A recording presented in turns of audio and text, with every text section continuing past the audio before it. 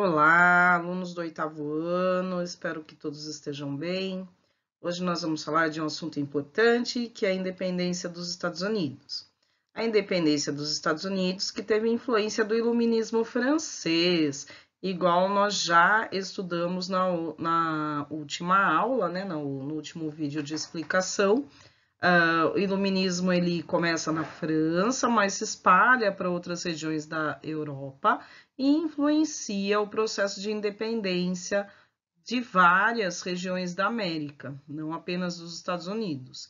Mas os Estados Unidos foi o primeiro, né? Independência em 1776, antes inclusive da Revolução Francesa. Os historiadores costumam dizer que a independência dos Estados Unidos foi o primeiro movimento revolucionário de aplicação dessas ideias iluministas, que eram justamente a de liberdade política e econômica, algo que as colônias não tinham, né? Pelo contrário, as colônias, como a gente já viu, elas estavam sujeitas ao pacto colonial, certo? Então, os Estados Unidos, para entender, né, esse processo de independência, nós temos que voltar no que foi a colonização dos Estados Unidos. A colonização, a ocupação dos Estados Unidos começou no século XVII. Formaram-se 13 colônias e haviam algumas colônias que eram de exploração e outras de povoamento. Os grupos que colonizaram os Estados Unidos, eles chegaram de forma espontânea, sem estímulo do governo inglês, né? Mas eram ingleses, porém ingleses pobres, né? Desempregados aí pelo processo dos cercamentos na Inglaterra, como explicamos na aula de Revolução Industrial, né? A venda das terras públicas que levou tantos camponeses para a cidade. E também a questão das perseguições religiosas. Então, muitos puritanos vieram para a América. Os puritanos eram protestantes, estavam proibidos de professar a sua crença na Inglaterra, a religião era o anglicanismo, e esses protestantes, eles não tinham como voltar para a Inglaterra, certo?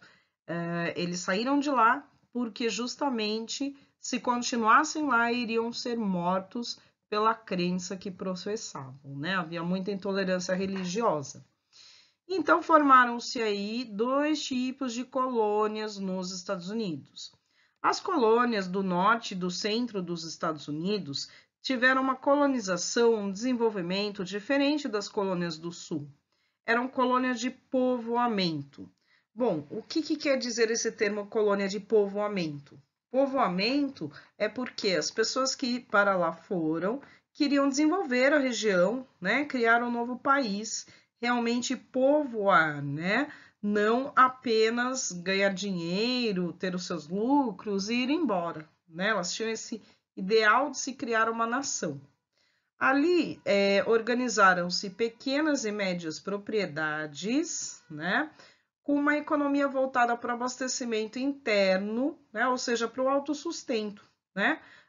Faziam vários tipos de cultivo, que é chamado de policultura, para o seu sustento, para a venda no mercado interno e não para levar para a Europa, né? Que seria o mercado externo.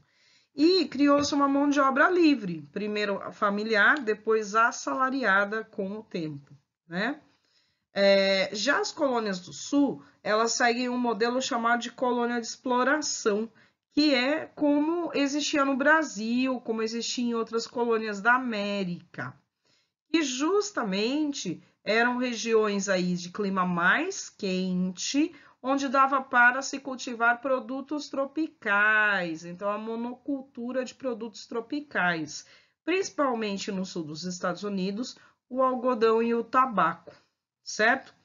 Essas plantações eram feitas em grandes fazendas, então são os latifúndios, e para o sul dos Estados Unidos foram muitos escravos de origem africana, escravos negros, né? Então, aí a gente vai vendo da onde que veio os conflitos aí envolvendo a questão racial, né? O racismo, os protestos dos negros nos Estados Unidos, né? A gente viu recentemente aí muitas manifestações nos Estados Unidos pela morte do George Floyd, né? Então, olha a origem da população negra dos Estados Unidos, né? Foi trazida como escrava aí para trabalhar nas monoculturas.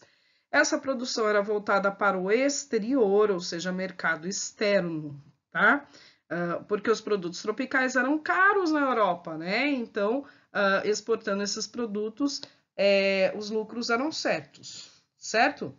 Bom, agora o seguinte, o fato do norte ser uma colônia de exploração, né, as colônias do norte e do centro serem, desculpa, de povoamento, elas explicam também uma industrialização que não foi tardia, né, que ocorreu cedo. Por que ocorreu cedo? Porque era preciso produzir mais e não tinha a quantia de mão de obra que o sul tinha, né, que tinha muitos escravos negros, certo? Então o norte, ele vai mais rapidamente se industrializar e se desenvolver em relação ao sul dos Estados Unidos. O sul vai permanecer como uma região agrícola e mais conservadora porque voltada para a escravidão e para a mentalidade escravista. Aqui o mapa das 13 colônias, nós temos aí em rosa as colônias do norte, né, Massachusetts, Rhode Island e Connecticut, as colônias do centro, Nova York, Pensilvânia, Nova Jersey, Delaware, Maryland, as colônias do sul, Virgínia, Carolina do Norte, Carolina do Sul e Geórgia. Bom, então vamos falar um pouquinho sobre os fatores que levaram à independência dos Estados Unidos, né? Ou seja, as causas da independência dos Estados Unidos. Bom, em primeiro lugar, a gente tem que pensar o seguinte: as colônias dos Estados Unidos não estavam no século XVII, o primeiro século de colonização, sujeitas ao pacto colonial. Vocês lembram o que é pacto colonial? É a exclusividade de comércio da metrópole sobre a colônia. A metrópole é o país europeu que domina, a colônia é a região da América e dominada, certo? E o Brasil era colônia de Portugal, os Estados Unidos era colônia da Inglaterra. Mas a Inglaterra não estava interessada nessas colônias inicialmente. Por quê? Porque a Inglaterra acreditou que não tinham produtos valiosos ali, não tinham produtos tropicais, nem ouro nem prata. Bom, então essas colônias, no século XVII, se desenvolveram com relativa autonomia. Elas faziam comércio com as ilhas da América Central, por exemplo, com outras regiões, né?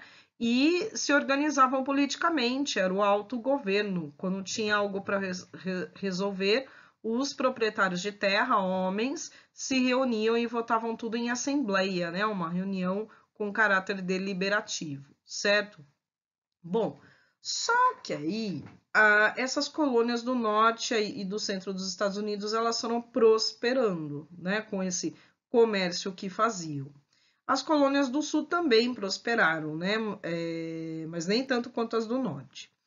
E a questão é que o crescimento colonial do norte também passa a concorrer com o crescimento da Inglaterra, né? O norte passa a fornecer manufaturas para locais onde não tinham, no sul dos Estados Unidos, na América Central, e isso traz a concorrência aí com os produtos da metrópole. Bom, durante o século XVII não estavam sujeitos ao pacto colonial, como a gente falou, mas no século XVIII a Inglaterra procurou impor esse pacto colonial às colônias. A Inglaterra procurou impor taxas, direitos que não existiam antes e que configuram esse pacto colonial, né?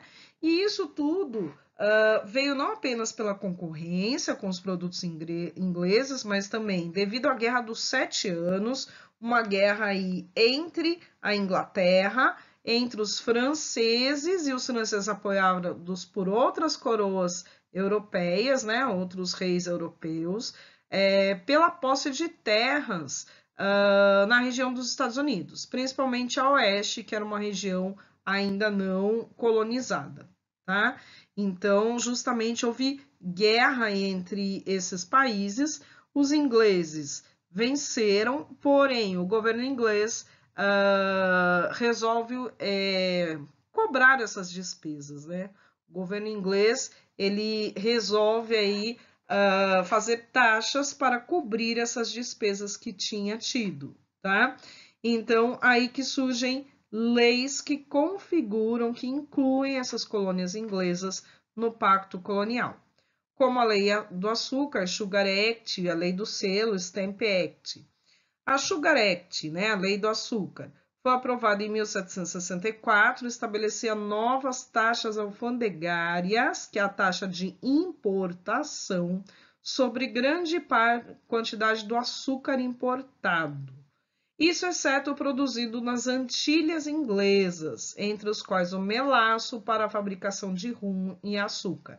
Bom, as colônias do norte costumavam comprar o melaço de quem elas achavam mais barato, né? Ilhas da América Central, por exemplo, para fazer uma bebida que é o rum, muito apreciada até hoje na América Central, por exemplo. Faziam lá nas colônias do norte e centro dos Estados Unidos e revendiam para a América Central, tá? E para o sul dos Estados Unidos. Bom, a Inglaterra disse o seguinte: se comprar das ilhas inglesas, né? Antilhas são ilhas da América Central, se comprar das Antilhas inglesas é mais barato, mas se comprar de outro, né? Vai pagar mais caro. Quer dizer, não é que era mais caro, é que o imposto que a Inglaterra impôs tornava esse produto mais caro, né? Isso já revoltou bastante os colonos. No ano seguinte, foi aprovada a Lei do Selo, né? Então, todos os documentos, livros, jornais, baralhos, enfim, né? Tinham que levar um selo do governo inglês e esse selo era caro, né? Custava bastante aí, né? Então, isso levou a vários incidentes, os colonos começaram a se revoltar. Acima vocês veem, por exemplo, um quadro sobre a festa do chá de Boston, né? Várias arcas aí com chá jogadas ao mar. Então, por que ocorreu aí essa questão do chá, né? Em 1767, a Inglaterra impôs novas taxas sobre vidros, papéis, tintas e sobre o chá, tá? E deu o monopólio desse produto do chá à Companhia das Índias Ocidentais, que era uma associação de comerciantes ingleses, que começou a vender o chá mais caro para os colonos. Isso resultou no massacre de Boston em 1770, né, porque os colonos se revoltaram contra essa medida, que terminou com a morte de 4 soldados ingleses. Em dezembro de 73, vários colonos invadiram uma festa que estava tendo no porto de Boston e jogaram ao mar todo o carregamento de chá dos navios da Companhia das Índias, que estavam aí ancorados, né, parados no porto de Boston. Esse incidente ficou conhecido como Festa do Chá de Boston, Boston Tea Party, né? Esses colonos entraram vestidos, inclusive, de indígenas, né, para não serem reconhecidos. Bom, até recentemente se encontravam aí arcas como as que foram jogadas no porto de Boston. Essas arcas eram de ouro, elas valiam até mais do que o carregamento do chá. E aí os ingleses quiseram, obviamente, se vingar, né? E, inclusive, cobrar mais os colonos, né? Garantir aí que recebessem o prejuízo com isso, tá? Então houve represália, manifestação aí que ocorreu no porto de Boston. O governo inglês decretou os atos intoleráveis, e esses atos intoleráveis fechavam o porto de Boston, até que fosse paga a indenização pelo chá destruído. Sem contar na obrigatoriedade dos ingleses, aliás, dos colonos, né, da América do Norte, terem que receber em sua casa soldados ingleses, darem de comer para eles, né, e tudo isso. Então, os colonos, obviamente, ficaram indignados com essas leis, né? E aí se reuniram no primeiro Congresso Continental da Filadélfia, que foi realizado em setembro de 1774. Nele, eles resolveram enviar ao governo inglês um pedido para que fossem revogados esses atos intoleráveis, essas leis criadas. O governo inglês ignorou o pedido desses colonos. Inclusive, eles pediam representação no parlamento inglês, o que também foi ignorado. Por isso, no ano seguinte, os colonos voltaram a se reunir no segundo Congresso Continental da Filadélfia, e aí eles já tinham esse objetivo separatista, que era justamente de tornar os Estados Unidos independente da Inglaterra. Eles declararam guerra à Inglaterra, certo?